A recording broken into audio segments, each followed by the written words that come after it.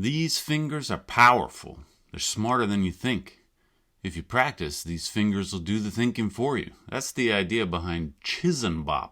It's a finger counting and finger calculating method. Chisanbop is a Korean word which means something like finger calculating method. And I am interested in mathematical ideas from around the world, traditional, old, forgotten techniques. So this Korean thing is right up my alley. But finger counting is pretty simple, and I don't know, how much is there to say about it, really? There's already tons of videos online about it. Hi, my name is Robin, and I'm going to introduce you to Chisanbop. This is called Chisanbop. How to add with Chisanbop. Guys, have you seen Chisanbop? Chisanbop. Hold on, let me adjust a little bit. Can you see it there? Chisanbop.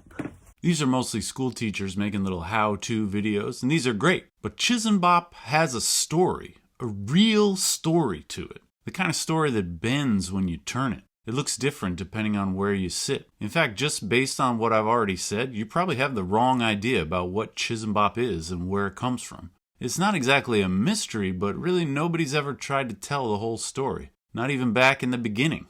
See, Chisanbop was kind of a big deal when it first came to America in the late 1970s. Nowadays, we got folks like this. Hey, what's up, guys? They're doing a little video about Chisanbop. But back then, we had people like this. I'd like you to meet Debbie and Brad.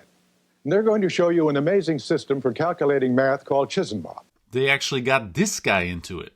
New approaches to education, including Chisanbop.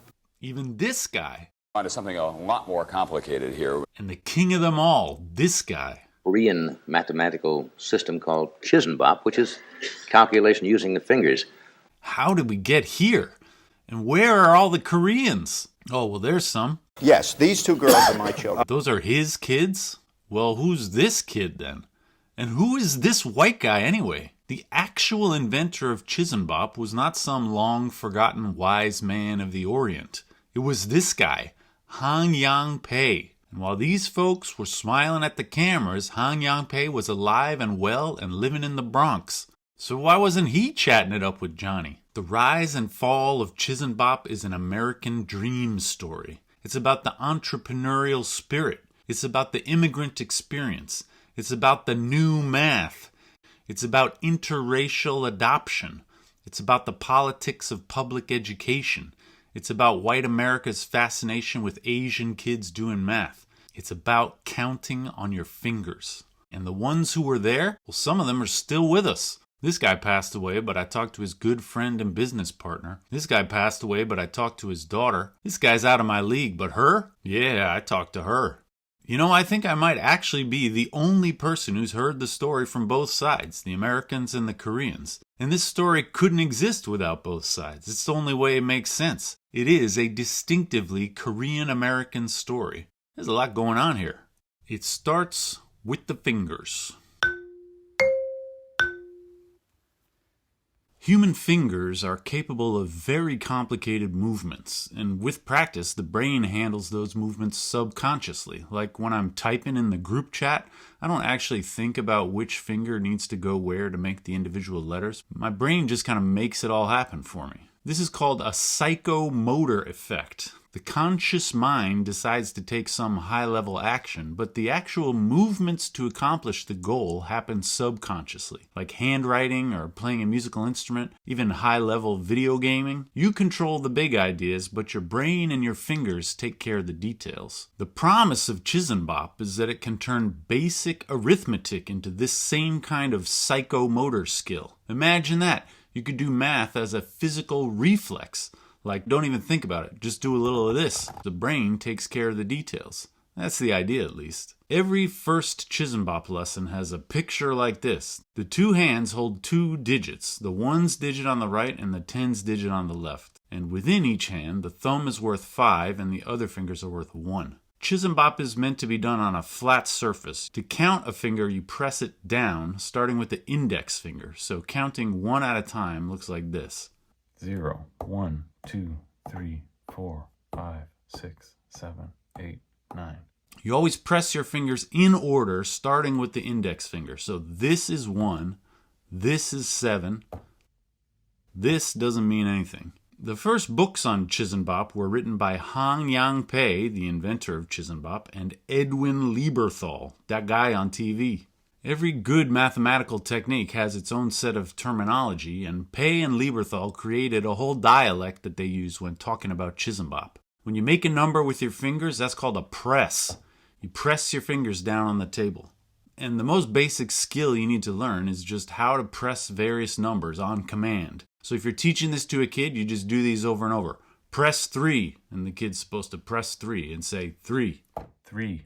You say it out loud, too, as a way to help kind of cement the psychomotor effect. You're trying to turn everything into a reflex. So if you're doing this with a kid, you just practice over and over again. And they say, clear your fingers, which means go back to 0. It's like, press 4. 4. Clear your fingers. Press 7. 7. Clear your fingers. And once you're ready to get fancy, you do the left hand. Press 20. 20. Clear your fingers. Press 80. 80. Clear your fingers. And then you do both hands, and they say read your fingers. Press 70. 70. And press 4. 4. Read your fingers. 74. Clear your fingers. Do this over and over again. Practice maybe half an hour every day for a week or so, and it's going to stick in your head pretty good. The other basic skill you need to get straight is just counting in sequence, counting up and also down. The hard part is what they call the exchanges. When you count from 4 to 5, you have to exchange the 4 fingers into the thumb. And when you go from 9 to 10, you have to exchange all the right-hand fingers into a left-hand finger. Be sure to count down also, which involves doing the exchanges in the other direction. I'm pretty bad at that. For a kid, these are going to be hard to get straight at first. It's hard for me too, but mechanically, it's not all that complicated. There's no tricks here. You just do it over and over again, and eventually it'll become automatic. Teach this to a kid, and pretty soon they'll be able to work with numbers without really thinking at all. Actually, is that good? It's something to keep in mind.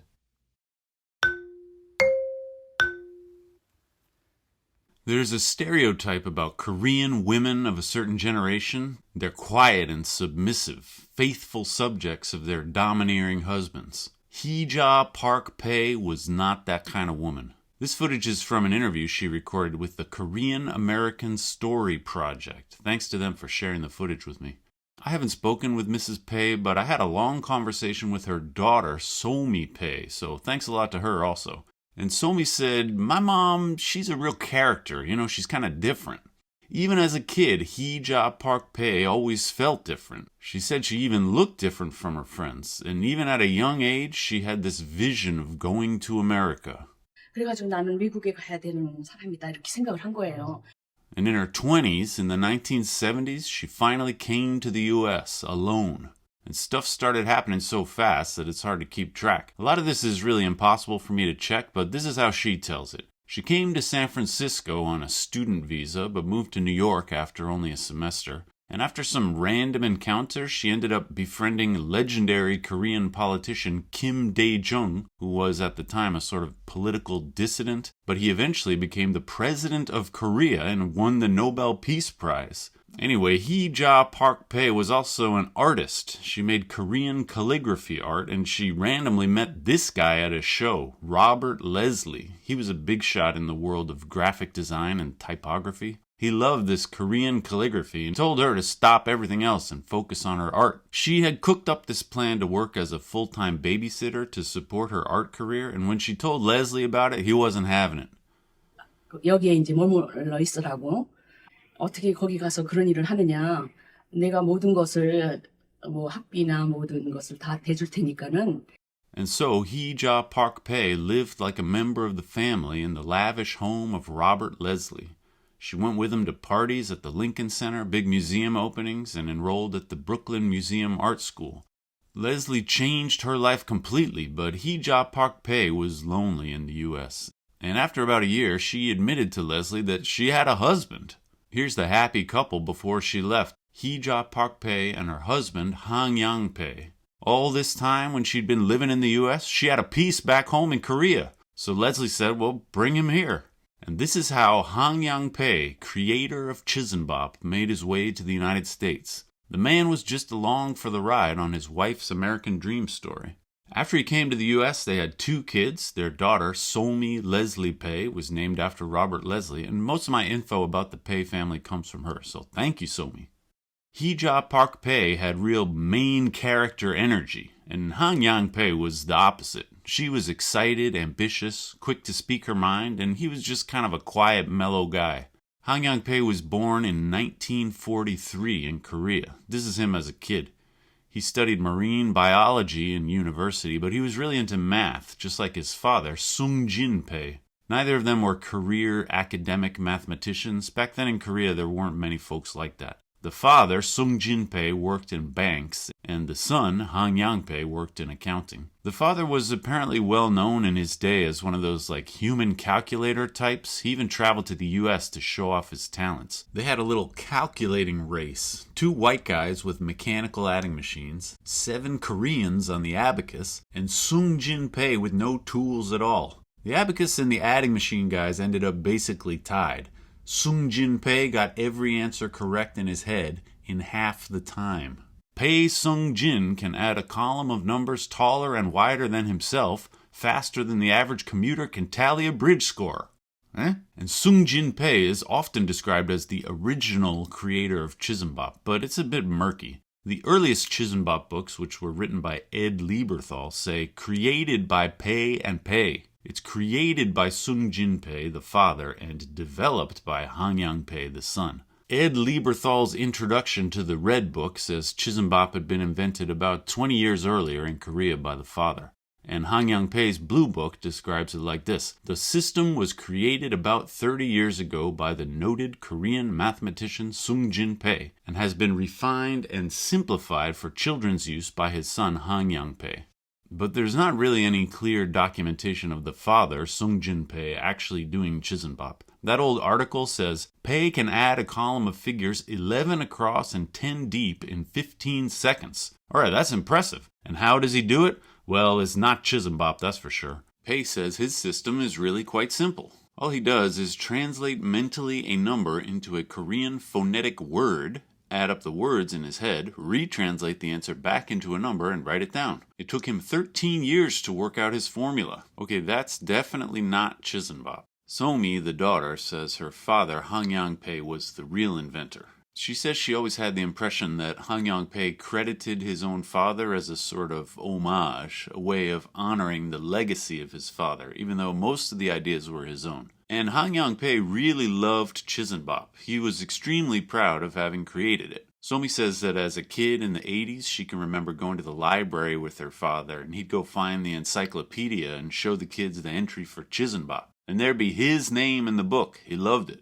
So I'm just going to say that Hangyang Pai invented Chisanbop. Probably there was some inspiration from the father, Sungjin Pai, but Hangyang Pai is definitely the one who first showed it to the public and taught it to kids. Just after he came to the U.S. in 1976, the Pai family was living in the Bronx, and Hangyang Pai got involved with the Korean School of New York. This is a Korean cultural center that still exists today. They mostly teach Korean language classes, but they also do other kinds of Korean-type stuff, mostly serving Korean immigrants and their kids. And our newest immigrant on the block got a part-time job as an accountant and decided to start teaching Chisanbop to the kids at the Korean school. So far, to me, this looks like a pretty standard immigrant story. The Pai family, husband and wife, they came to the U.S. and just had to try whatever. And each of them found their own thing to make it work. She was doing the art thing. He was beginning some kind of career in accounting or finance, something like that. And really, that should have been the whole story. Hangyang Pai gets a normal day job, maybe teaches the finger thing on the side, raises his kids, and that's that. Chisanbop is a good idea. It's a smart idea created by a very smart man. But to be honest, to me, Chisanbop wasn't always destined for greatness. And this guy was never going to be the kind of marketer who could take this thing to the masses. But Korean immigration to the U.S. was growing, and in the 1970s there was a whole new kind of Korean immigrant. Adopted kids. Korean kids in America with well-to-do, well-connected white parents. And some of those kids found their way to the Korean School of New York. And one of those white parents was marketing executive Edwin Lieberthal. When I first saw Chisanbop, I said, okay, that's cool. When Ed Lieberthal first saw Chisanbop, he got to work.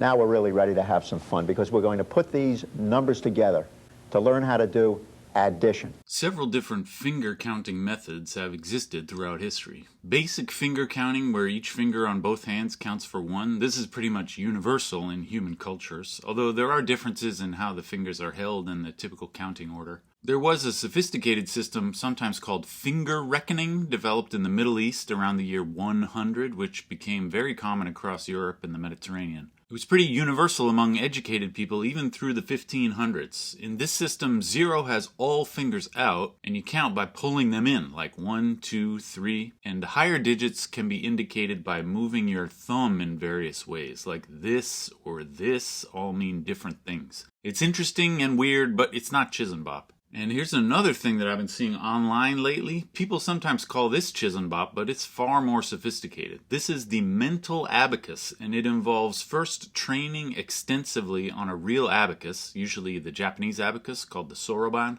And once you get really good with the soroban, you can actually do calculations in your head by just imagining that you're using a soroban. So you're calculating by manipulating a mental picture in your mind. The hand movements aren't actually part of the calculation at all, but it's helping them imagine and concentrate on the mental system. This is obviously amazing, and it's really hard to get good at it. Chisanbop is far simpler and is geared so that more or less anybody can do it. Addition in Chisanbop is always done using what the teachers call the counting on strategy. That means if I'm doing like 8 plus 4, I start by pressing 8 on my fingers, and then I count up 4 more. This is why you got to practice counting one at a time so much. As long as you know how to count up, addition is easy. To tell a kid to do 8 plus 4, you say, press 8, and then press 4 more. Read your fingers. Here's Amy Lieberthal, who was 6 years old at the time. You can see she's counting it up just like they taught her. And 5 more. And 5 more. And 7 more. 1, 2, 3, 4, 5, 6, 7. And 9 more. And 9 more. 1, 2, 3, 4, 5, 6, 7, 8, 9. Read your fingers now. How many? Go ahead. 34. 34. Absolutely correct. Of course, it's kind of slow to count up one at a time, and there are some obvious shortcuts, like if I'm adding 5, instead of counting out 1, 2, 3, 4, 5, I can just press my thumb. But this might be confusing if the thumb is already pressed. So you teach the shortcuts, but also emphasize that the kid can choose whatever strategy seems easiest. Like here's Amy again on the Phil Donahue show. And 5 more. Ed says 5 more, so she just puts down her thumb. And 3 more. Then 3 more. She counts out one at a time. And 6 more. Then 6 more. You can see she hesitates because she knows she could do a 1 and a 5 or just count out all 6. She decides to just count them all out. So when you're learning, you start off counting it out one at a time, but pretty soon you learn lots of shortcuts. Like a 7 is the same as a 5 and 2 more. Some of these have names like the press and clear shortcut. That's like if you're adding 4, instead of counting out 4, you can press a thumb for 5 and clear one finger to subtract 1. And there's press and clear shortcuts for all the different digits. Like 4 is a press 5 clear 1, 3 is a press 5 clear 2. All of this sounds complicated, but a kid who practices can definitely do it. And these are just shortcuts anyway, right? If you get confused or if you forget one of the shortcuts, you just count them out one at a time. Here's the more advanced kids adding lots of numbers in a row. This is Heeja and Randi, who are both 8. You can see most of the time they're not counting the numbers out one by one, but sometimes they do.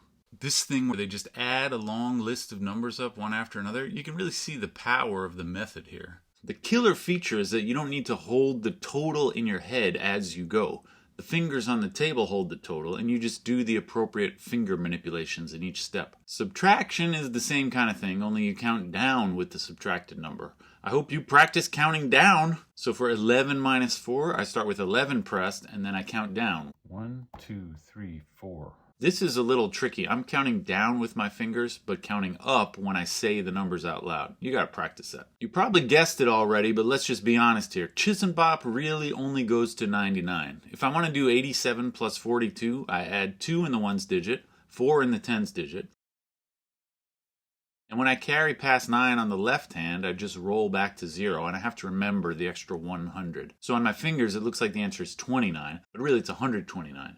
For working with much bigger numbers, you just use pencil and paper and add it up in columns. They teach the kids to do Chisanbop while holding a pencil to make this work. So that's addition and subtraction. This is really the heart and soul of Chisanbop, and in my opinion, it's the killer application of the method. It works pretty great, and as far as I can tell, it really is accessible to anyone who's willing to practice. Taking a step back, there's one question that naturally arises when looking at Chisanbop. This really is a different way of internalizing numbers. And if you practice enough to get good at it, you can do simple arithmetic a lot faster and more accurately.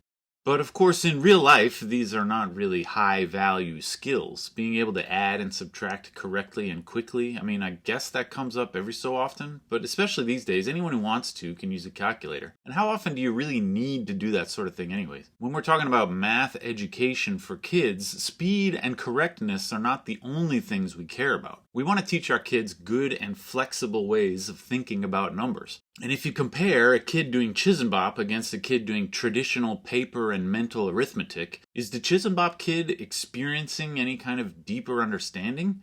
Any new and different awareness of useful, general mathematical principles? This is a big question, and people were asking it even from the beginning. I can say from my own experience, doing Chisanbop and practicing a little bit, it's definitely a different kind of learning. Like anybody doing Chisanbop will realize quickly something special about adding 9. But in Chisanbop, it simply becomes a memorized fact. Adding 9 is a press 10 and a clear 1. And if you're really good at it, this is hardly even memorized at all. It's handled subconsciously by some kind of muscle memory. From a certain point of view, handling it by muscle memory is kind of the opposite of developing a good sense for numbers. So there were always concerns that this is just a computational gimmick which gives you the answer without any understanding what you're doing. At that point, you might as well just use a calculator. Now, I'm not entirely sold on this viewpoint. I think probably Chisanbop does help kids to think about numbers in some different and useful ways. But even if it is just a gimmick, at least it's a fun gimmick. It looks cool when you see another kid do it. It's got a cute name. Just everything about it is different and interesting. And this, in my opinion, is the secret power of Chisanbop. It's different. It's cute. It's fun. Even if it is a gimmick, and I don't really think it is, but elementary education is full of gimmicks. An elementary teacher's big job is to keep the kids interested. And for that, you need gimmicks. Cute posters, bright colors, silly songs. All of these are essential tools for elementary education. And on this level, from what I can gather, Chisanbop is great. You can call it a gimmick if you like, but anything that makes bored kids take notice, that's a winner. When Han Pais started teaching Chisanbop at the Korean School of New York, he was just making a new start. In his 30s, fresh off the plane from Korea, didn't speak English very well, just trying to find his place. Ed Lieberthal was around 50. He already had a place. He had worked as a writer when he was younger, did some TV, even radio writing in the old days. In 1977, Ed had 2 little kids, Joy and Amy, both adopted from Korea. Ed and his wife Bernadette signed up the 2 kids for stuff down at the Korean school. And before too long, Ed noticed Joy and Amy doing Chisanbop at home. The way Ed tells it, he was immediately convinced Chisanbop is going to change everything. In an interview with the New York Times, he said, "Once in many centuries, something as simple and dynamic as this comes along." Whew, okay, Ed. Another time, he said, "In the first hour of exposure to Chisanbop, I had a gut reaction, and the decision was made quickly. There was something forceful in this, forceful enough to make radical changes in the educational system of mathematics." Over the course of only about a year, Ed took Chisanbop from a room at the Korean school all the way to the living rooms of every American family. Ed's organic viral marketing campaign for Chisanbop is the most successful ever for a mathematical teaching strategy. And it's not even close. Nothing else even comes to mind. Ed's first score was when he managed to convince a New York public school to do a little pilot test teaching Chisanbop to the kids. It seemed to be working well, and a local news reporter came by to get some footage. And that little segment turned out so good that NBC headquarters picked it up and played it on the news nationwide. Unfortunately, I can't find footage of that segment, but it led directly to their appearance on the Today Show with Tom Brokaw. Actually, all of this footage is a bit hard to come by. There were lots of TV spots that I could never get. But I was fortunate enough to make contact with one of Ed's longtime personal friends and business partners. He was able to forward me some documents and also Ed's archive of video footage from some of his TV appearances. So thanks so much. I managed to get footage from the Phil Donahue Show, the Today Show with Tom Brokaw, and the Tonight Show with Johnny Carson. I uploaded all the footage I have to the Internet Archive, so check the links down there if you want to watch the whole thing. Of these, the Donahue appearance was the most down-to-earth. This was also chronologically later than the others, so Ed's real comfortable at this point. You can tell he's been working out a kind of rhythm about how he wants to handle things on TV. Ed and Phil go back and forth. Phil really wants to understand how it works. So Ed gives Phil some softballs, no carries. Then he has the kids show off a bit. The standard demo that Ed likes to do is just add together a bunch of numbers. Press 5 and 9 and 8. Ed's making them up on the spot. He shouts them out and the kids add them up. And then they do this 8-year-old girl voice when they say the answer. Very cute and kind of terrifying. How many? 74. 74. One thing Ed always liked to do was have the kids race against an adult using a calculator. This was 1978, so the handheld electronic calculator was a new modern technology that was amazing to people in its own right. But the adults using the calculators are reliably clumsy with it. Are you ready? I think so, yes. Okay, here we go. And the kids are always faster. 36. Oh, wait a minute. 45. The crowd loves it. The Donahue Show is actually the only time I've seen when one of the kids messes it up. Here you can see the youngest one, Amy. She has 9 on her right hand with the thumb down, but by the time he asked for the answer, she turned it into a 4. She picked her thumb up by mistake. It's 24. So she says 24, but it should have been 29. I get the sense that Ed noticed the mistake, but nobody else did. 24. I'll take your word for it. Okay. Now, The Donahue performance also includes an important moment that I missed even after seeing it several times. This is a great shot at the end here. Donahue's got his calculator with Ed and Randy over on the right. Amy, and you can just barely see Joy on the left there. And over here, a certain low-key Asian guy with a VIP seat in the audience. I wasn't sure it was him, but his daughter Sohmi confirmed for me. That's the man himself, Mr. Heeja Pai.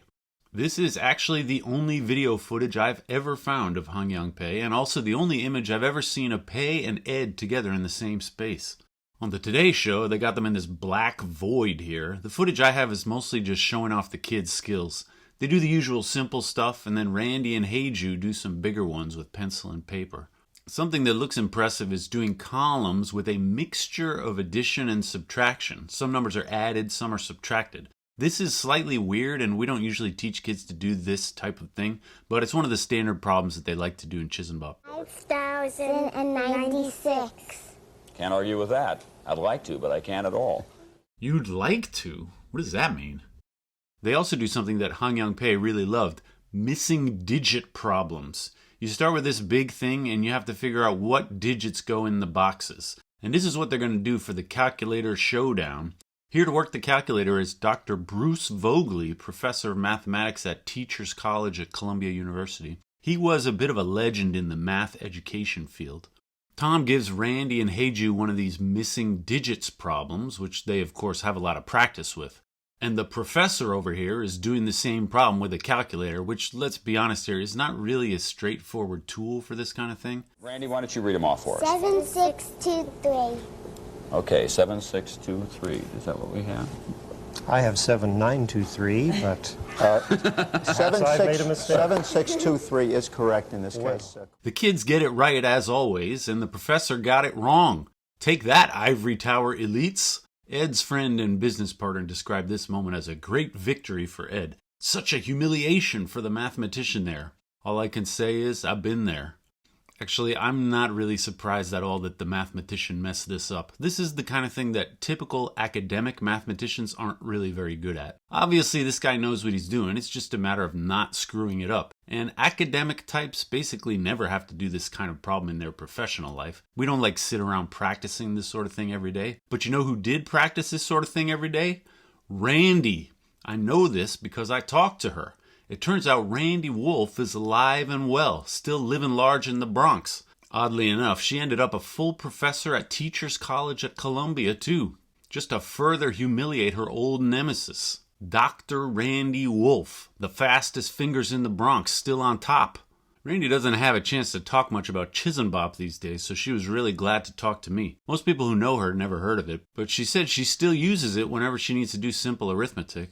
Randi and Ed's biggest moment in the spotlight was The Tonight Show with Johnny Carson. Ed's friend tells me they were originally booked for only a few minutes, but Johnny liked them so much that he bumped his other guests for the night. You can tell Johnny's a bit skeptical at first. He starts off playing dumb, like it's too complicated. He's playing it for laughs here. I think I don't understand. But Johnny Carson is a smart guy, and pretty soon he really takes an interest. And here comes Randi. She's got the perfect amount of cute kid energy without any of the annoying TV kid vibes. And this is Randi Wolf, is that right? How are you, Rand? How old are you, Randi? 8 years old. She comes across as just a normal kid. The Bronx accent is perfect. Unfortunately, she doesn't sound like that anymore.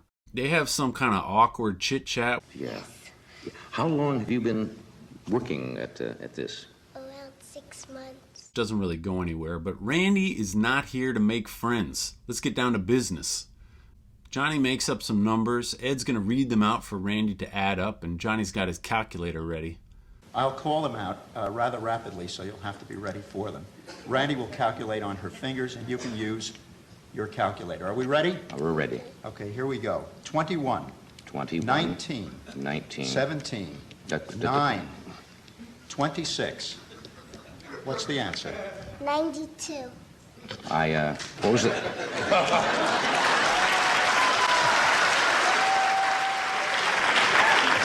What did you have, John? What was the second number, Ed? After he sees Randi do it once, you can tell Johnny's interested. They close out their original 7 minutes, and then they go 11 more. Luckily, Ed's got material. Johnny's really impressed when Randi works 4 four-digit numbers where 2 are added and 2 are subtracted. Most people aren't used to doing that sort of thing by hand, but Randi's good at it. My favorite part here is the missing digits problem. Ed and Randi weren't really expecting to do this during the show, and Ed just made this thing up during the commercial break. He has Johnny fill in some digits just so we know there's no funny business, and now Randi has to fill in the empty boxes. And this is the only point at which Randi's composure breaks a little bit. Johnny and Ed have accidentally created an impossible problem here. You can see the leftmost column is supposed to add up to 24, but no matter how you fill in the blanks, it's impossible to make that happen. Randi tells me she was so upset afterwards she thought she messed it up somehow, but of course it wasn't her fault at all. I see, okay. Sorry about that, Randi. To me, this plays even better than just getting the right answer every time. Randi has correctly identified a problem that the 2 adults in charge didn't even notice. Johnny finishes it out with 1 more versus the calculator. 3. I'll be with you, Randi. Just hang in there. Plus 6982. 6982 equals. I forgot to turn it on.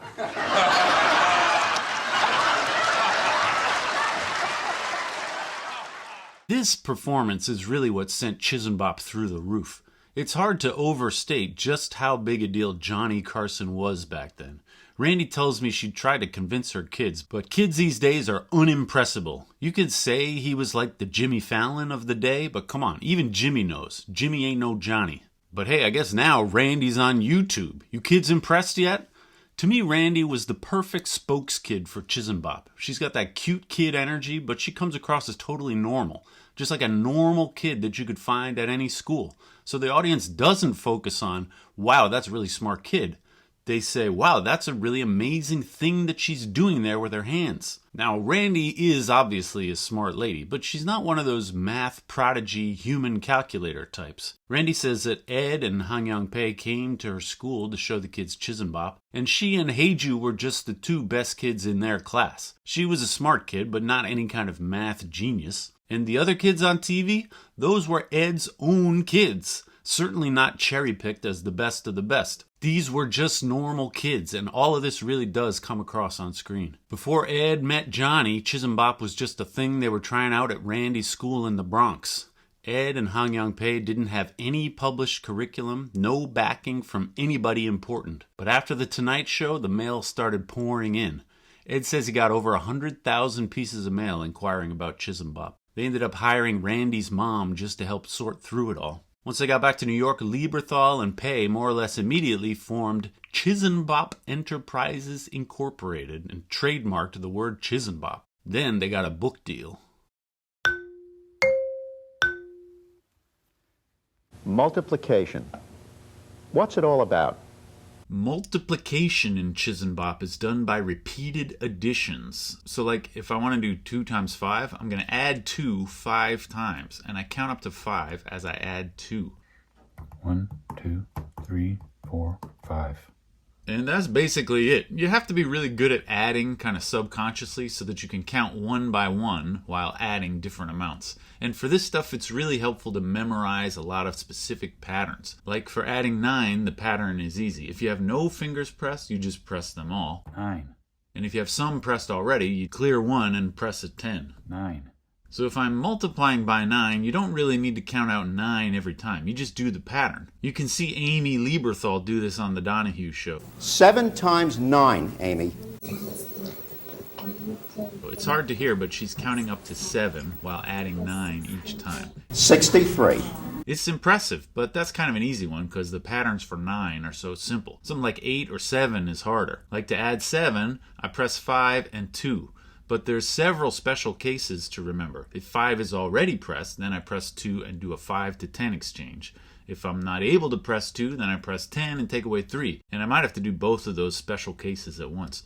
So the full algorithm for adding 7 looks something like this. And to do multiplication well, you're going to be memorizing all these special manipulations for each different digit. Some are easy, like 1, 5, or 9, but others, like 7 or 8, are complicated. And now I start to wonder, like, what are we even doing here? To do something like 6 times 8, I add 8 repeatedly, which in each step involves choosing from one of 4 different memorized patterns. Contrast to a kid without Chisanbop who just memorizes the multiplication table. 6 times 8 is 48. The memorized answer is faster and probably more reliable, as long as they really memorize it correctly. I mean, look at Joy here. She takes several seconds and has to work for an answer that a typical kid will just have memorized. 8 times 6.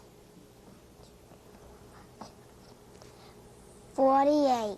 To be honest, for problems like this, memorizing a multiplication table just seems better to me. And this is really the big question when you talk about teaching Chisanbop to kids. It looks impressive, but is it really better than traditional methods? Like, do we really want kids to be doing this instead of learning a multiplication table? Tom Brokaw asked Ed about this, and Ed was unconcerned. And does that become a kind of a crutch for her, or will she ultimately begin to know what these multiples are, like most of us do? The use of the fingers is abandoned eventually. It becomes internalized with the system. This is something that Ed and Hong Pei had to clarify in their books. Kids are still going to be learning all the traditional stuff too. Here's Pei's introduction in a later book. Chisanbop does not replace traditional mathematics, but supplements it and makes it easier. So they would recommend teaching this Chisanbop-style multiplication by adding first, and then eventually also have the kid memorize the multiplication table. Ed seems to think that this will just come naturally, which I don't know really. And this is going to be a hard sell for teachers. You want to put a new thing in our curriculum, but still also teach the old thing? Now you're talking crazy. Chisanbop Enterprises Incorporated was Ed Lieberthal and Hong Pei's company. Ed was obviously the public face of the brand, if you want to call it that. Why wasn't Hong Pei on TV too? I think the simple answer is that Pei was a low-key guy and not a very comfortable English speaker. He'd only been in the US for about a year, so not exactly the guy you want to put on TV with Johnny Carson. And in terms of attracting people to Chisanbop as an idea, there's optics to consider. You know, should we present it as a Korean thing invented by a Korean guy, or should we just play it as a more neutral, sort of ordinary, sort of, white thing? Ideally, it shouldn't matter, but come on now, this is America. It matters. Who knows how important that was, but it wasn't a hard decision, really. They decided to play Ed as their public-facing frontman, and as far as I can tell, Hong Pei was always okay with that. Right away, they published 2 books, Chisanbop TM, Finger Calculation Method Home Study Book, and Chisanbop Finger Calculation Method Home Study Workbook 1. There never was a 2. More on that later. These books, I'm going to call them the Red Book and the White Book. I'm not totally clear on the timeline here, but it seems like this book came out less than a year after Lieberthal met Pai. It was after the Tonight Show appearance, but before the Phil Donahue appearance. You can see they have a stack of them here. And this thing is surprisingly well developed for such a quick turnaround. All the language, press, clear, read your fingers, it's all in there. This is actually a great book. Ed's writing is clear, and I love the graphic design. The project editor was Ed's wife, Bernadette Lieberthal. Randi Wolf tells me these were her main texts. She and Heeja were friends from school, and they would hang out after school and practice Chisanbop all the time. Randy says they did it because it was just so fun. We got hand-drawn art, color pictures, one color at least. Hands everywhere, very nicely done. Except the first time, the left hand is on the right. They should have just skipped the page or something. Hey, look at that, the page numbers written in Chisanbop. I like it. Even got the price on the inside cover. This book is pretty easy to get on eBay nowadays. I put a scan of my copy on the Internet Archive. Check it out.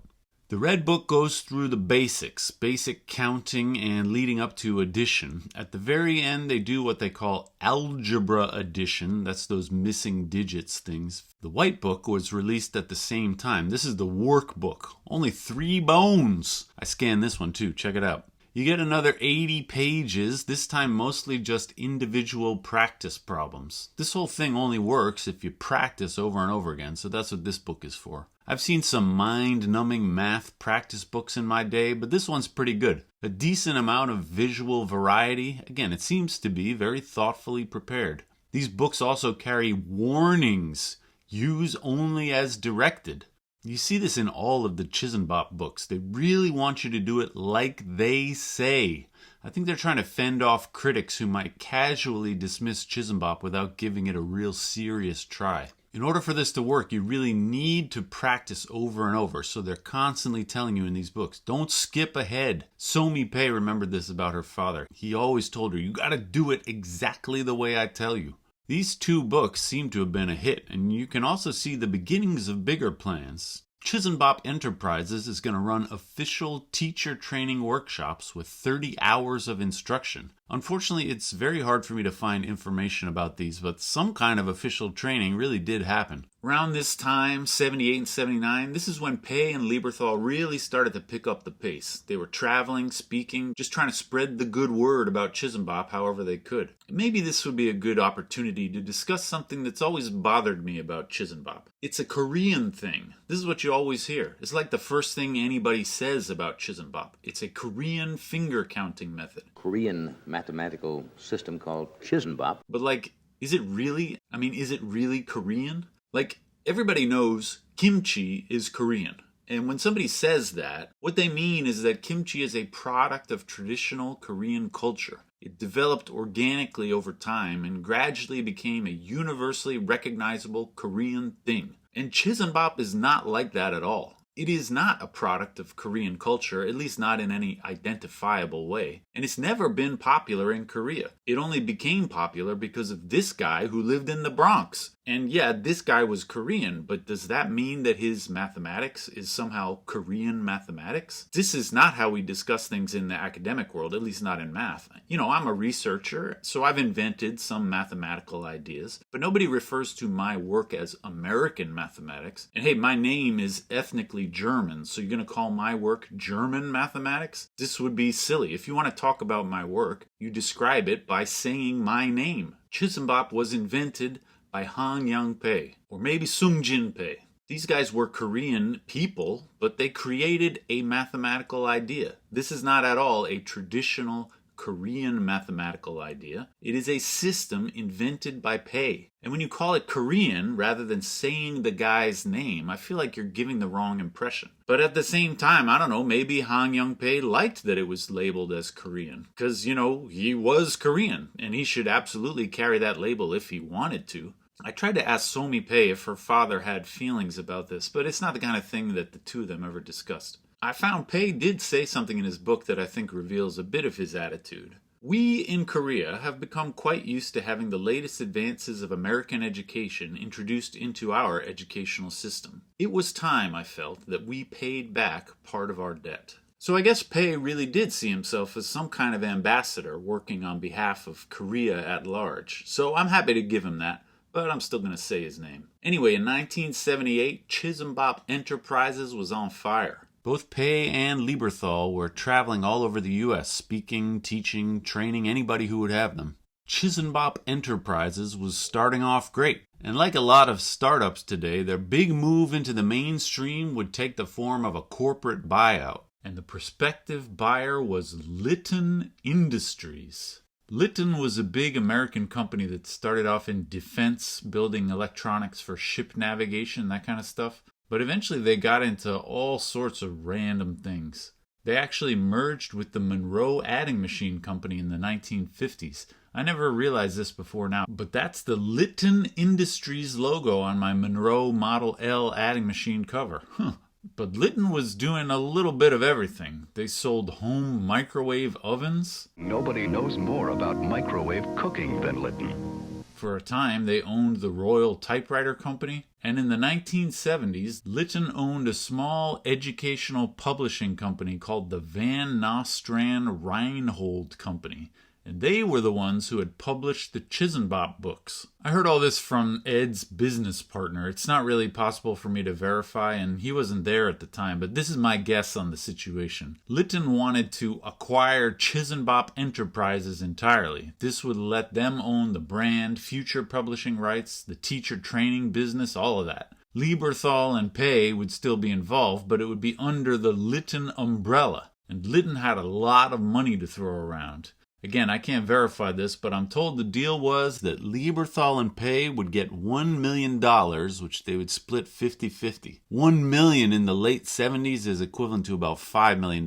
today. Now, Ed would have been used to working big deals like this, but always on behalf of corporations, not with huge stakes for himself personally. And Hangyang Pai had never seen money like this, not even close.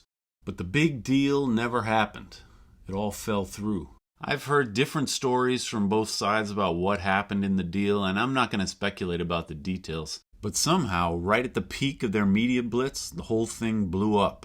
It blew up so completely, and both men were so upset by the whole experience that they parted ways permanently. They had only been partners for about a year, and after 1979, Pai and Lieberthal never worked together again. And each one of them decided to try and make it on their own. When the big cash out fell through, Hangyang Pai and his family took it pretty hard. Of course, Ed missed out on a lot too, but he was an established corporate guy. He could have just forgotten the whole thing and gone back to his old normal life. Hangyang Pai didn't really have an old normal life. He had just gotten to New York and immediately got swept up into some kind of cultural moment, and it all disappeared overnight. The family wasn't exactly broke, but Pai needed something to work out, and Chisanbop was his own invention. He couldn't just walk away entirely, right? But Ed was the one with all the connections.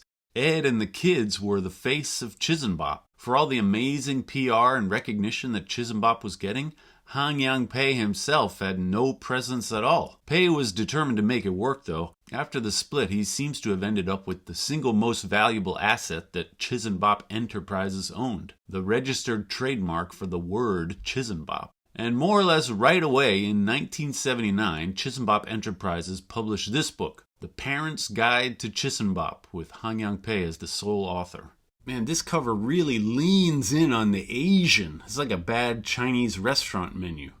That's a choice. This one basically covers the same ground as the Red Book, but it was specifically aimed at parents to teach their own kids at home. They even ran TV ads featuring Fred MacMurray, who was kind of a recognizable actor at the time. Show you an amazing system for calculating math called Chisanbop. I have a hard time believing that Pai himself would have been able to put all this together, so this is probably a leftover marketing push that was initially arranged by Ed. And look at this, it came with 2 vinyl records. Unfortunately, I was never able to find the record. Oh, you know I did. The number 90 is expressed by pressing the 10th finger, 20. I scanned the book and also recorded the audio. Check it out. Their TV commercial had some kids, but it's not the usual suspects. Obviously, Pai wouldn't use Joy and Amy Lieberthal, but these kids are all right. Brad here is holding it down, and they got Debbie in this outfit like, hey, isn't that the girl who was on The Tonight Show? It's not, but if you squint, maybe. I guess Ed got Randy in the custody agreement. It seems like this book sold pretty well just based on how easy it is to get now. Really, it's pretty much the same as the Red Book. No real big new material here. But Pai wasn't done developing his method, and within a couple of years he published his magnum opus, The Complete Book of Chisanbop. With a publication date of 1981, this is Pai's own definitive work on Chisanbop. This book goes way beyond the material covered by the Red Book, and it aims to present Chisanbop as like a foundational framework for understanding arithmetic. I scanned it, you already know, check it out. You can see immediately that this is far more technical than the Red Book, which had been written by Ed. Ed's writing always had the student, like the layman, in mind, and this came natural since Ed himself was a mathematical layman. But Hanyoung Pai was not a layman, and Pai don't play. He has diagrams that look like this. Big charts. This stuff. This book is about 5 times as long as the Red Book, and he's got real ideas here, like interesting mathematical ideas. But let's start with the introduction. Hanyoung Pai was a low-key guy, and Sohmi Pai tells me her father wasn't one to badmouth Lieberthal, even casually at home. Her mom, maybe, but anyway, the introduction to the complete book seems to be one place where Pai lands a few punches in a kind of academic, understated way. Of course, Pai doesn't mention Lieberthal by name, but he does refer to Ed's media blitz. Important to the early dissemination of this methodology were the children whom I trained and who appeared on various national TV shows. Their personalities and skill at Chisanbop won millions of followers. Their competence made any adult commentary superfluous. He's being diplomatic, but it's clear what he's saying here. Those kids on TV that I trained, they were amazing. But that guy with them was just taking up space. They were trained by the author. This right here is actually something that Pai took a lot of pride in. Sohmi says she specifically remembers him being proud that he himself had trained Randi Wolf and the other kids on TV. Those amazing kids, I taught them that. And Randi remembers it too, sitting at her kitchen table, practicing with Mr. Pai. Heeja Park Pai even remembers getting hand-me-down clothes from Randi's mom. Could it be that those legendary Randi Wolf fits eventually ended up with Sohmi? Maybe. Sohmi was mostly sheltered from the drama that had happened between the Pais and the Lieberthals. She said that her parents didn't like talking about the details, and her father was predictably low-key about the situation. Clearly, he was not on good terms with Ed, but he was willing to admit, hey, at least he's the one who made Chisanbop famous. Anyway, this book is super ambitious. What I see here are big ideas from a big mind. Sometimes too big for the task at hand, to be honest. But it's clear Pai has ideas. I got 4 examples. Turn with me to page 30, which shows the Heeja Park Chisanbop number stairs. This is something he suggests as like a giant poster for classrooms. It's like the number line that everybody's familiar with, but with a step up at every 5. He wants kids to think of each number as coming one after another in a line, but the 5s and the 10s are special because that's where you got to do exchanges with the thumbs and the left hand. To be honest, as a mathematician, I don't really like this idea. The concept of the real number line is absolutely fundamental in mathematics, and many deep and important properties of the real numbers are baked into this simple picture. A straight line is just the best way to view the real numbers as an abstract object. The Heeja Park Chisanbop number stairs are meant to highlight that 5s and 10s are important numbers, but from an abstract point of view, they aren't important. They're only important because of the fingers. Of course, Hanyoung Pai knew this, and I'm sure he would have agreed that older kids need to learn the real number line as usual. But I gotta respect his audacious vision here. The man had his ideas and he wasn't afraid to make big swings. And rearranging the real number line, that's a big one.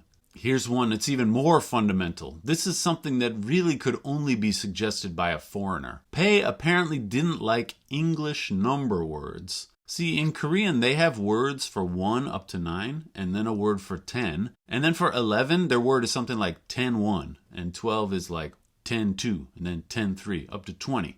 People from Korea and lots of other places, this is how the number words work. But in English, we have these special words for 11 and 12 that are just special words. They have nothing to do with the numbers, and you just have to memorize them. And then 13 through 19 are more regular, but for those, the word is kind of backwards. Like for 17, you say the 7 first, but for 27, 37, all the other ones, you say the 7 last. It's weird. All of this is confusing to the Asian ear. I've even seen it suggested that this is one reason why Asian people are better at math, because kids who learn math in English are like permanently disadvantaged by our weird number words. Of course, this is all bogus. Asian people aren't better at math, but whatever. Anyway, Pei was a true believer in simplifying number words. He gets into it right away on page 1. Here's how you count. 1, 2, 3, 4, 5, 6, 7, 8, 9. Then 20. 21, 22, up to 29, then 20. None of this stuff appeared in the Red Book. I imagine that this is something that Pei suggested, but he got overruled by Ed. Like, no, Ed, see, 11 and 12 are weird words. You gotta say 21 and 22. And Ed's just like, no. And he's like, no, it's because kids get confused with 11 and the 12 and the words. And Ed's like, no, I get it, but no, it's too weird. This is something that Sohmi remembered specifically from her father, this 21, 22 thing. Yeah, she thought it was weird too. I mean, I get it. And again, bonus points for the big swing, but come on, man. 2 more things. These are more technical. This stuff just mystified me when I first saw it. Heeja Park pyramid multiplication. This is a method for multiplying multi-digit numbers. For single-digit multiplication in Chisanbop, you do by repeated additions and then eventually just memorizing single-digit multiplication tables. For multi-digit multiplications, I'm not sure if Han Pei was aware of this, but there's a teaching trick that some kids learn called the crisscross method for multiplication. I actually just found out about this myself. I don't know if it's popular in Asia or not. It's kind of a visual way of keeping track of which digits go where in the answer. You do this product first in the rightmost digit, then for the next digit over, you do these 2 products. That's the crisscross. And then for the leftmost digit, it's this product. And then you add them all up. Using Chisanbop, you do the part at the bottom where you add it all up. You do that on your fingers, of course. It's basically the same as how I learned to multiply, but some kids find it easier to remember this kind of crisscross picture. And all of these crazy diagrams, the Heeja Park pyramid stuff, this is the crisscross method. Like I said, I'm not sure if Pei knew this was already a thing, or maybe he just reinvented it himself, which would have been possible for a guy like him. The worst part of the crisscross method is that it doesn't scale nicely. To do larger products like 3 by 3 digits, you have to memorize a whole new pattern of crisscrosses, which in that case looks like this. So Pei does a bunch of examples like that. How about 4 by 4? Man, are we really doing this? At this point, my eyes start to glaze over. To be honest, I would never really try to teach a kid to do this stuff. But Pei is pushing the method as far as it will go, and it goes pretty far. One last big idea I found in the book. This is another thing that Pei seems to have invented himself, although it has been done elsewhere. It's for multi-digit subtraction, which, as we all know, by hand involves borrowing. Like when the top digit is smaller, you have to do this weird thing to make it work out. This is confusing for kids to learn, and part of what makes it confusing is that some digits get borrowed, which changes things, but then other digits you don't have to borrow. To be honest, I almost never try to do this sort of thing by hand, and when I do, I have to slow way down to make sure I'm doing it right. In Chisanbop, you're trying to do all of this in your head without writing down the carries or the borrows or crossing out the digits or whatever, so it can be extra confusing. But don't worry, on page 242, we find consistent Heeja Park trading. The idea is always borrow, even when you don't need to. So this problem from before would get translated like this. We're going to borrow all of the digits. This is kind of messy to write, but the 3 becomes a 13, the 8 becomes a 7 because you borrowed, but then the next borrow makes it a 17.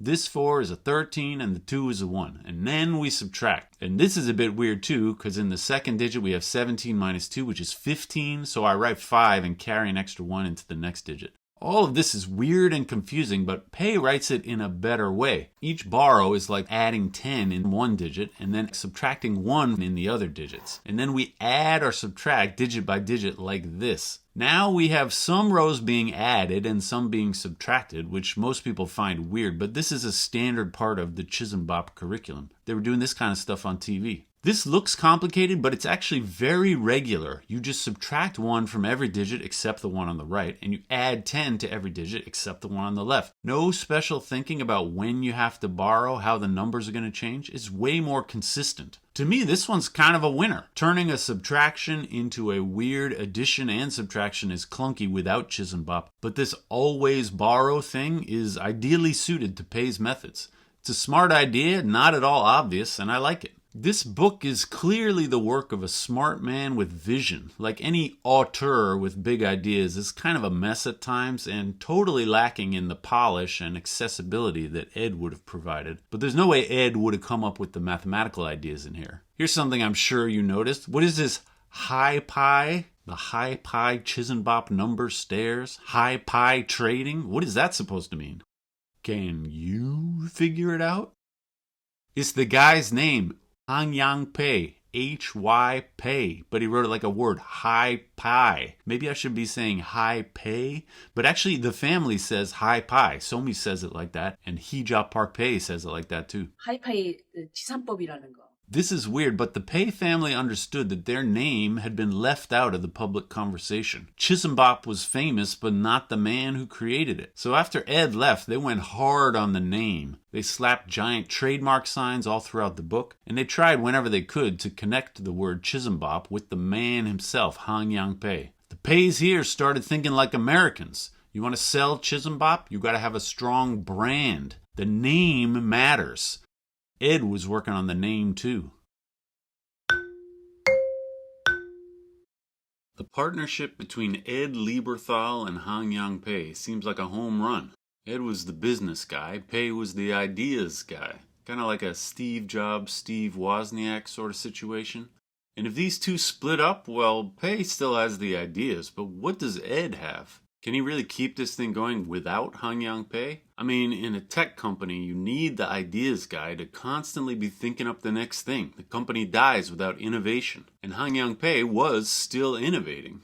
But I think Ed's read on the situation, and to be honest, he's probably right, Chisanbop doesn't really require constant innovation. At least not technical, mathematical innovation. Because this is not really a technological program, it's an educational program. So the innovation needs to be in presentation and curriculum. Look at it that way, and yeah, maybe Ed could make this work without Pai. Of course, Ed wasn't a mathematician or an educator, so he brought in a new partner, Dr. Peter Gurau, professor of math education at Springfield College. Ed's single biggest hurdle was going to be the name. Heeja Pai had managed to retain control of the trademark on the word Chisanbop, which by this point had a huge amount of brand recognition. It's a setback, but Ed decided to go for it anyway with a new name, Fingermath. I don't love it, but it's not terrible. Very quickly, Ed made a deal with monster educational publisher McGraw-Hill, and in 1979 he released The Complete Book of Fingermath. That title sound familiar? Remember, Pai's book was called The Complete Book of Chisanbop, but Ed's actually came out first, so Pai's was a bit of a clapback. The original, huh? With McGraw-Hill's backing, Ed's Complete Book of Fingermath seems to have sold really well. It's very easy to find old copies online, and it's the only one of the old Chisanbop books that's still officially for sale. You can buy it as a Kindle book on Amazon, although you probably shouldn't. It gets terrible reviews. The book has tons of diagrams and pictures, and apparently the formatting in the Kindle version is all messed up. It covers mostly the same stuff as in the Red book, although it does a bit of multiplication at the end. Ed even includes some of Pai's crisscross tricks, although he doesn't have those big scary diagrams that Pai used. It's not a surprise, but Ed's book is a lot easier to read than Heeja Pai's. Ed's writing is casual, inviting, he does a good job of explaining things, and there's not too many words. There's lots of colorful pictures. It's a real light read. Hey, look at this, hands in the corner there so you can flip it. I used to love these things when I was a kid. Chisanbop Enterprises is no more, but now we got Fingermath International. There's even a cute little Fingermath logo. All right. It's on the back cover too. And hey, there's Randi again, here with Ed's wife Bernadette. But the Complete Book of Fingermath was only the beginning. Alongside the book, Ed also produced a series of 24 video lessons. Fingermath, calculating for facts and fun. When nobody's watching, do you sometimes count on your fingers? This was an instructional series totaling over 3 hours. Click the links down there and get to work. Ed here is his usual enthusiastic self. He comes across kind of like an overexcited kids TV host. I know you've been practicing, and I'm proud of you. Ed is joined by the disembodied hands of his daughter Joy. She never appears on camera except for the hands, but you can still hear that New York in her when she counts. 43, 44, 45, 46. I actually don't know what Ed did with these videos, like who they were made for. There's 24 episodes, but the lengths of each one vary kind of by a lot, so they weren't meant for standard TV time slots. Anyway, these are pretty good. I watched most of them, and I feel like you really could learn it well just by going through and practicing like he says. The publisher was really pushing Fingermath too. Look at this poster. Randy laying it down as usual. Here's Randy with Amy and Ed on the inside. Supplements any basal math curriculum. Here you can see their whole plan laid out. By 1980, Brokaw and Lieberthal had written 3 more Fingermath books, and they came in student versions and teacher's versions. These are much harder to find today than the complete book. I managed to get the teacher version of book 1, but only the student version of the other 2. And the versions are totally different. The student version is really just a workbook with basically no instructions in it. And unfortunately, the teacher and student versions look almost exactly the same. The only difference on the cover is just these words down here. The guy who sold me this one didn't even know it was the teacher's version. The student versions are pretty boring, but the teacher versions are really very detailed. To me, this is actually the most well put together book of the whole bunch. And it's not just a rehash of the Red Book. It seems like Brokaw really brought a lot to the table. Real innovation, not in the math, but in the educational piece. It's full of specific teaching activities, ideas for cute little games. Here's a tip: on the first day, tie a little string around each kid's thumb so they remember that the thumb is special. We get cute hand-drawn pictures and basal reference. I would say if somebody really wanted to teach this stuff to kids today, Fingermath Book 1 Teacher's Edition is the book to get. Put it all together, the books, the video. I'm not an elementary pedagogical expert, but to me it looks like a really thoughtfully designed, accessible, well-executed curriculum. This is a more successful Chisanbop than the name-brand Chisanbop books by Heeja Pai. And to me this will always be a shame. Ed managed to tap into real education experts and big support from McGraw-Hill, which gave him an actual vehicle to get it into teachers' hands. Finally, Heeja Pai's method is getting the serious consideration that it always deserved, but the man himself wasn't even a part of it. And Heeja Pai really wasn't a part of it. Ed never uses the word Chisanbop, never mentions Heeja Pai by name, never even calls it Korean, nothing. No mention at all of where Fingermath comes from. This is weird, right? I can tell you this, in an academic context, you just can't write a book or an entire series of books based on somebody else's idea without ever mentioning them. In an academic setting, anybody would say that's unethical. He absolutely should have explained the origins of Fingermath and marked it with Pai's name. But maybe that's just my academic culture talking. Given the benefit of the doubt here, Ed was a businessman trying to sell a product. Ed's Fingermath is basically a knockoff of Chisanbop. I mean, it's a high-quality knockoff, maybe even better than the original, but still it's the same thing with different branding. And this happens all the time in business, and we don't expect competitors to constantly mention their competition. So maybe in Ed's world this seemed okay? I don't know. But actually it's a bit worse than I said. Ed naturally was doing lots of speaking and press interviews at this time, and the authors of those articles usually use both terms, Fingermath and Chisanbop. But they say weird stuff about the origins of Chisanbop. This article here says that Ed is presenting a 5,000-year-old Korean method of mathematical calculation called Chisanbop. This is not true. Chisanbop was not 5,000 years old. It was less than 50 years old at that time, maybe even 5 years old. But that wasn't a direct quote from Ed, so maybe this article author just made it up or got it wrong. Here's another one telling the story of how Ed learned the method from a young man, never says his name, a young man at the Korean school. The young man was using a method of calculation taught him by his father, who learned from his father, who learned from his father, etc. This is a little bit true, maybe. I mean, Heeja Pai always said he learned it from his father, but it doesn't go back any further than that. Again, this isn't a direct quote from Ed, so who knows where the article author got this. But is it weird that so many people who interviewed Ed seemed to get the impression that Chisanbop was old? And then look closely at the Fingermath poster. The simple techniques are based on an ancient system adopted for classroom use by Brokaw and Lieberthal. Based on an ancient system. And here's Fingermath Book 1 Teacher's Edition. The very first sentence of the book. Fingermath is a manipulative method ancient in origin. This is not just an omission. It would be one thing to just leave Hangyang Pei's name out of the book entirely, but specifically describing Chisanbop as old. Contrast this with Ed's introduction to the Red Book, where he describes Hangyang Pei and Sungjin Pei in detail. And only 3 years later, in the Fingermath books, it's a different story. Trying to give Ed the maximum benefit of the doubt, I've seen it suggested that Chisanbop is inspired by the abacus. Sometimes Chisanbop is even called the finger abacus, although I don't know that Lieberthal or Pei ever called it that. The Japanese abacus has 4 beads representing 1 and 1 bead representing 5, so it's just like the fingers in Chisanbop. So maybe this ancient system that Ed's talking about here is the abacus? I'm just spitballing here. He never mentions the abacus in the rest of the book. I have no idea if this is Ed's rationalization, but to me it's a flimsy one. Something I always think about is how much of Chisanbop's appeal was due to its foreignness. Asian people doing math have always mystified white Americans, and Chisanbop being Korean must have really meant something to people. How much did it mean? It's hard to say, especially for me. I'm not a real historian or sociologist or whatever. Now, this wasn't the intention, but when Ed built his Fingermath brand, he basically created a racially neutral version of Chisanbop. Fingermath is Chisanbop, just removed from its cultural roots. It is a de-Koreanized Chisanbop. And did that change how people received it? I assume that it must have, but that's one for the real historians to look into.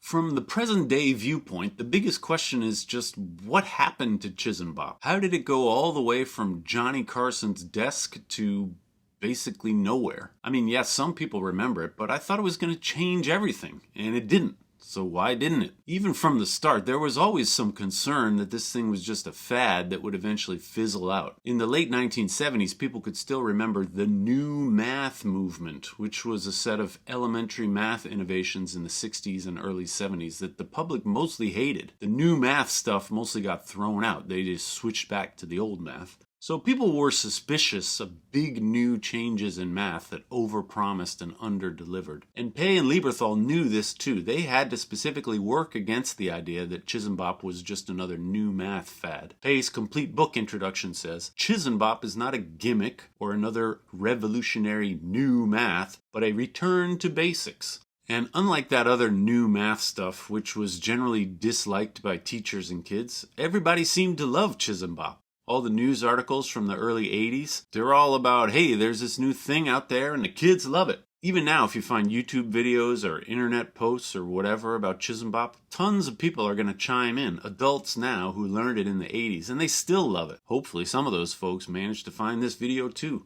Leave a comment. This was always the biggest selling point for Chisanbop. Kids think it's fun. Maybe this sounds like a small thing, but really it can be transformative for a kid. And in the US these days, there's kind of an epidemic of adults who hate math. And of course, you know, not everybody has to like everything, but this is like real trauma for some people. It's a problem, and any method which makes kids excited about doing math, something they think is fun, that's a big deal. Especially since people associate math skills with general intelligence. Struggling kids don't just dislike math, but they start to feel stupid in general. This kind of thing is personally important to a kid, way beyond just teaching them to add and multiply. So to me, this is Chisanbop's greatest strength. Even if it is just a finger trick to help you add faster, if it makes you feel like math can be kind of fun, if it makes a kid feel smarter, that's really hard to do, and Chisanbop does it really well. So why didn't it catch on? This is, of course, a complicated question and deserves a bit more real history research than I can muster. I think part of it must be the fracturing of the brand. Chisanbop had a lot of recognition due to Ed's marketing, and Hangyang Pei had no way to sustain that without Ed. And Ed's Fingermath stuff was actually really well done, but he didn't have the brand anymore. Even today, people still talk about Chisanbop, but Fingermath? Not really.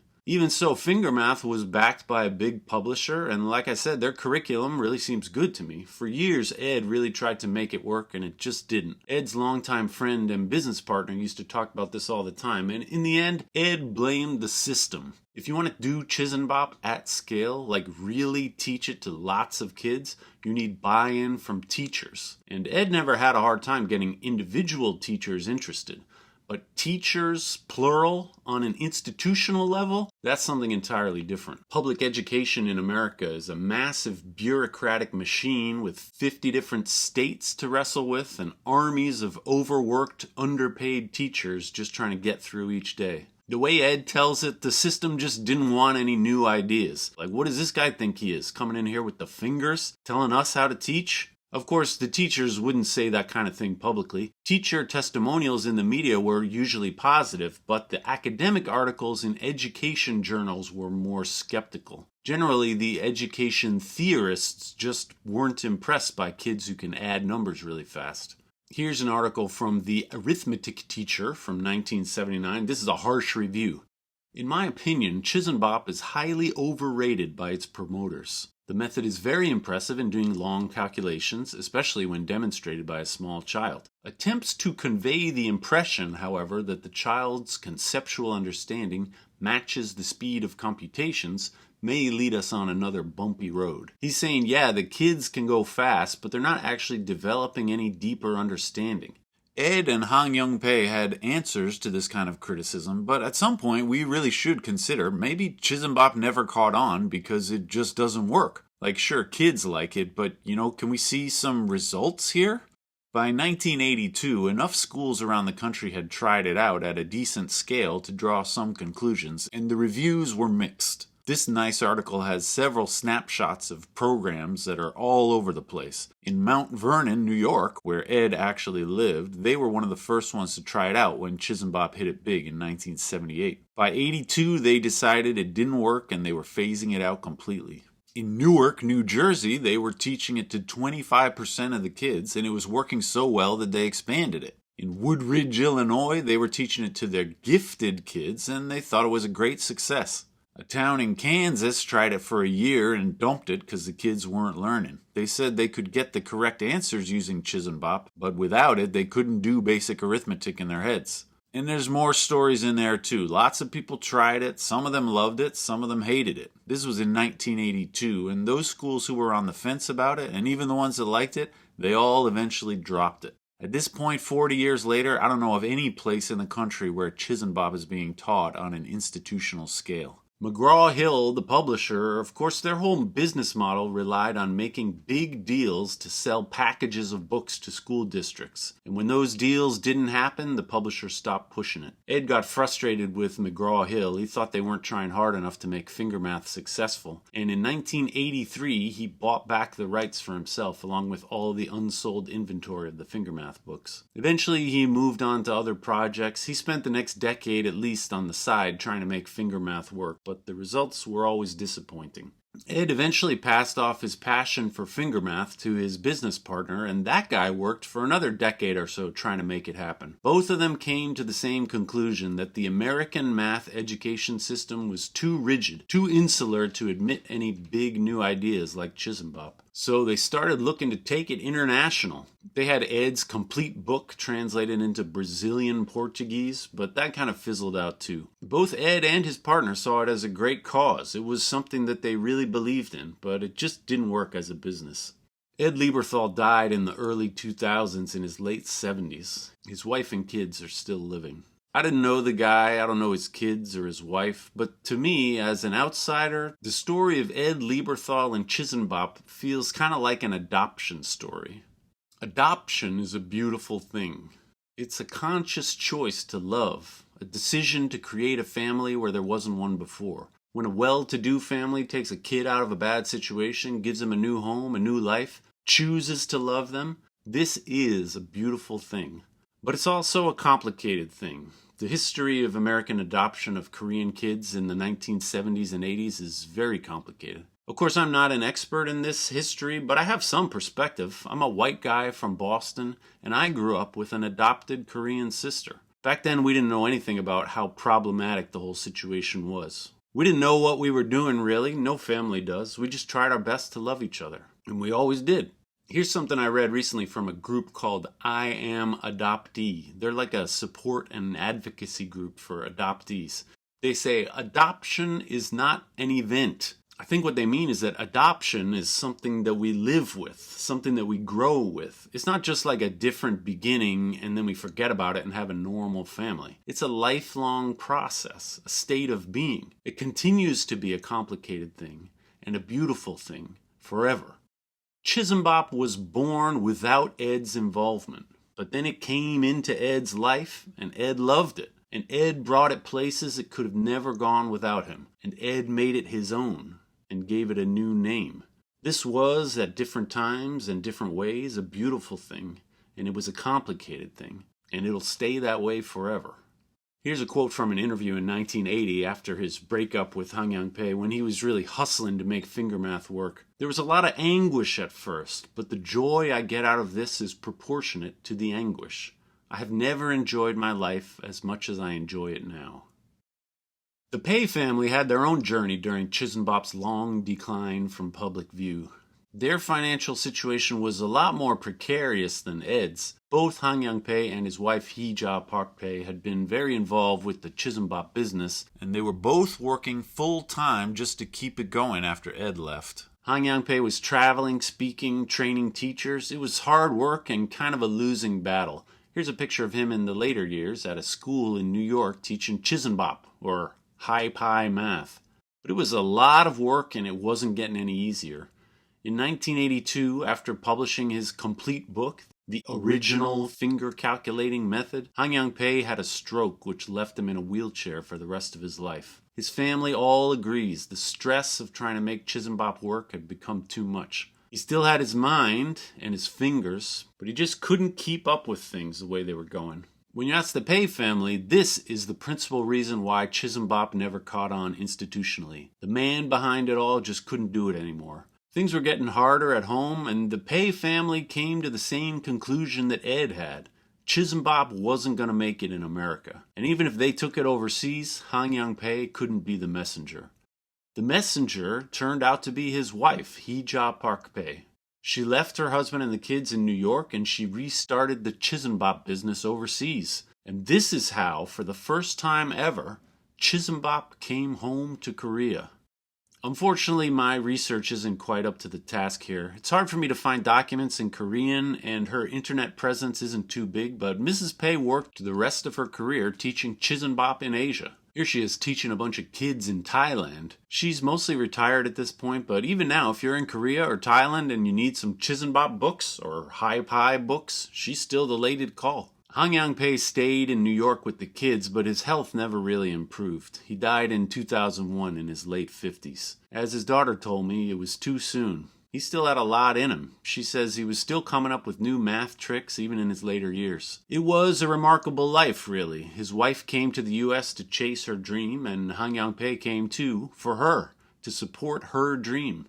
And nobody could have known it, but he stumbled into his own dream right away. So she changed her whole life to support his dream. And even after he died, she spent the rest of her life living his dream. These two people, so different from one another, but working together across the globe, across the decades, each one supporting the other, it's kind of a beautiful story. Chisanbop, for me, it's just a weird, kind of cool finger thing. It's just math, right? Who knows if it'll ever hit it big again, but so far Chisanbop hasn't taken over the world. I'm used to talking about old things, but Chisanbop isn't old at all. And hearing from the folks who were there, it's clear to me, Chisanbop still means something to every one of them. It brought these people joy, sadness, triumphs, and defeats. It changed their lives. Sometimes it even took over their lives. It didn't really change the world, but it changed them. These fingers are powerful.